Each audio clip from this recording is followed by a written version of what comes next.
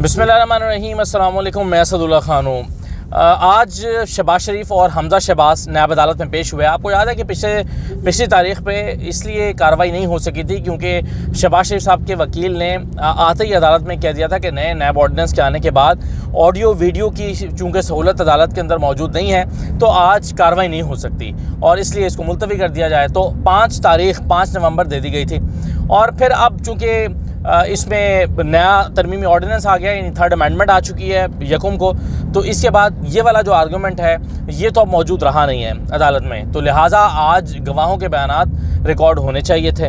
लेकिन आज क्या हुआ, आज आते ही एक और नवाज़ एडवोकेट जो हैं, अमजद परवेज़ के एसोसिएट हैं, उन्होंने आते ही एक मरतबा फिर लंबी तारीख मांगी। क्यों मांगी, क्या हुआ, तो ये मैं आपके साथ आज की कार्रवाई शेयर करता हूँ। आज 9 बजने में 3 मिनट थे कि हमजा शहबाज कमरा अदालत में पहुँचे और ठीक 9 बजे शहबाज शरीफ मनी लॉन्ड्रिंग की समाअत करने वाले जज नसीम अहमद विरक जो हैं उनके रूबरू पेश हुए। ठीक 9 बजे कमरा अदालत में शहबाज शरीफ दाखिल हुए और दाखिल होते ही वो सीधा रोस्टम पर आ गए, क्योंकि 9 बज गए थे तो वो सीधा रोस्टम पर आ गए। लेकिन फिर उन्होंने देखा कि अभी तो जज साहब आए नहीं हैं, तो पीछे जाकर वो यानी लोगों से सलाम दुआ करने के बाद वो जाकर कुर्सी पे बैठ गए और इत्तेफाक से उनके लिए जो कुर्सी बची वो नायब प्रोसिक्यूटर के बिल्कुल साथ वाली कुर्सी थी। तो अब सूरत हाल ये थी कि नायब प्रोसिक्यूटर बैठे थे और उनके साथ शहबाज शरीफ बैठे थे। अब ये हो नहीं सकता कि नायब प्रोसिक्यूटर जो उनके खिलाफ दलाइल दे रहे हैं वो बिल्कुल साथ साथ बैठे हों और आप जो है वो कोई सलाम दुआ ना हो। तो शहबाज शरीफ और नायब प्रोसिक्यूटर के दरमियान रस्मी बातचीत हुई,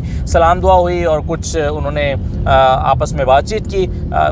थोड़ी देर में जज साहब आ गए और कार्रवाई का आगाज़ हुआ।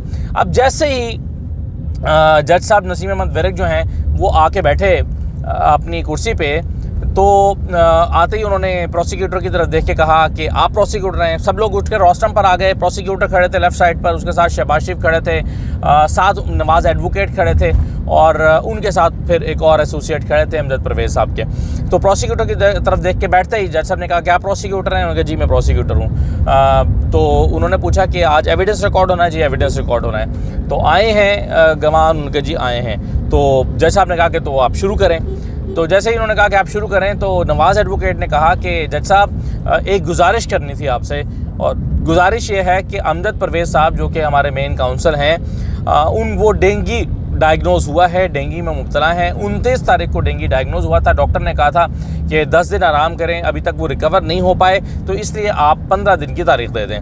तो जज साहब ने कहा, जैसे उन्होंने ये कहा, अभी उन्होंने ये नहीं कहा कि 15 दिन की तारीख दे दें, लेकिन उन्होंने कहा कि जी वो नहीं कर पाएंगे तो आप आज कार्रवाई ना करें और बगैर कार्रवाई जो है समाअत को मुलतवी कर दें। तो जज साहब ने कहा कि अच्छा चलें, फिर आप ऐसा करें कि नेक्स्ट वीक में इसको रख लें। तो जैसे ही उन्होंने कहा, जज साहब ने कहा कि नेक्स्ट वीक में रख लें, तो नवाज़ एडवोकेट ने कहा कि जी नेक्स्ट वीक में ना रखें, 15 दिन के बाद की तारीख दे दें, क्योंकि अभी उनको रिकवर करने में टाइम लग जाएगा। तो इस पर जज साहब जो हैं उन्होंने फिर कहा कि जी ये नहीं हो सकता, मैं आपको 15 दिन की तारीख नहीं दे सकता, तो अगले ही हफ्ते रखना होगा। तो इस पर जो है वो फिर नवाज़ एडवोकेट ने इसरार किया। उन्होंने कहा जी देखें, मैं आप जैसे कहते हैं हमेशा मान लेता हूँ, हालांकि ऐसा होता नहीं है, हमेशा अपनी मनवाते हैं। शहबाज शरीफ साहब के वकाला बाहर उन्होंने कहा कि जैसे आप कहते हैं मैं हमेशा मान लेता हूँ, लेकिन इस मरतबा मैं आपसे इसरार कर रहा हूँ कि जी मुझे 15 दिन का टाइम दे दें। तो जज साहब ने कहा कि जी देखें क्या जो एविडेंस रिकॉर्ड होना है। अच्छा, इस दौरान पे शहबाज शरीफ साहब ने जो है वो मुदाखलत की। शहबाज शरीफ साहब ने कहा कि गुजारिश ये है कि असेंबली का सेशन आ रहा है और कमेटी को बड़ी इंपॉर्टेंट ब्रीफिंग दी जानी है। वो कल के अखबार में आपने खबरें भी देखी होंगी कि सलामती कमेटी जो है उसकी पार्लियामेंट की, उसको ब्रीफिंग दी जानी है हसास इदारों की तरफ से और फ़ौज की तरफ से।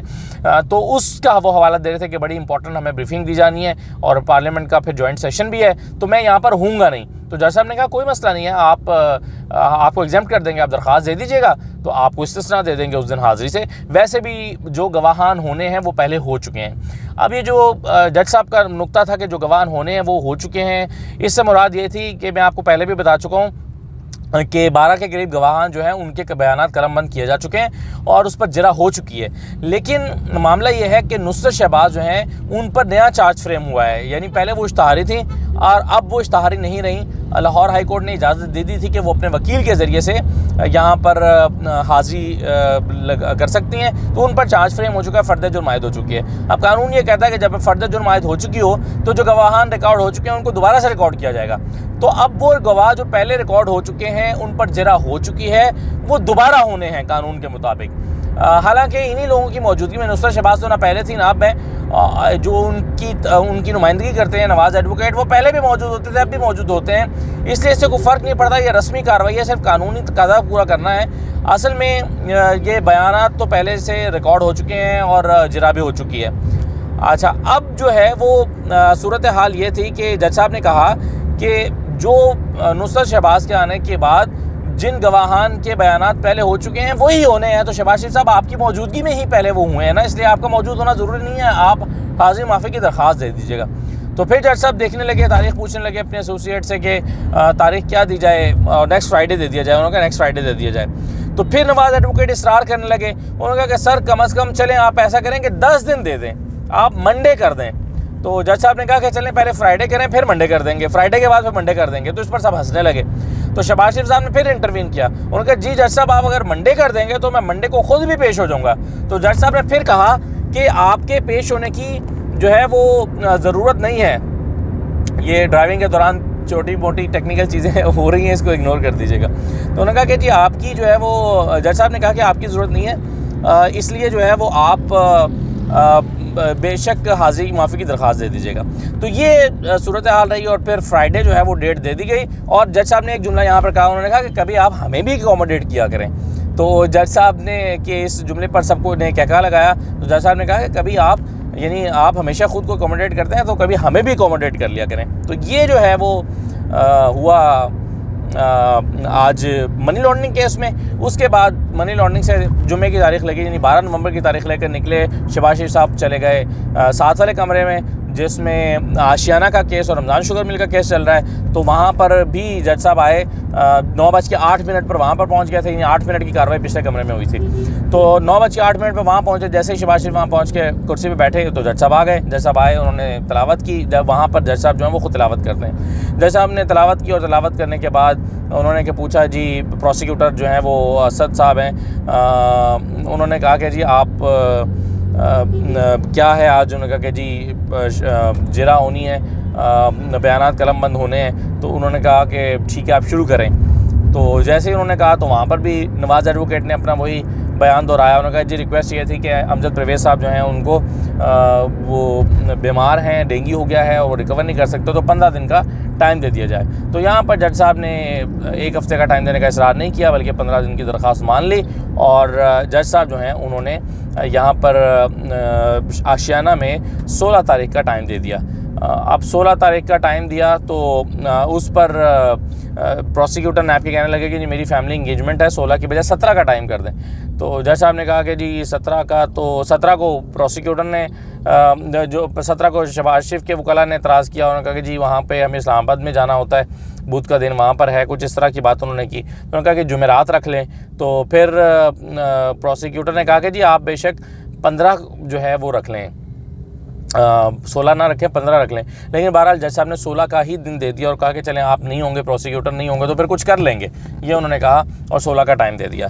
रमज़ान शुगर मिल जो है उसके बाद आशियाना के बाद रमज़ान शुगर मिल में भी 16 का टाइम दे दिया गया, जिसमें हमज़ा पेश हुए हुए थे।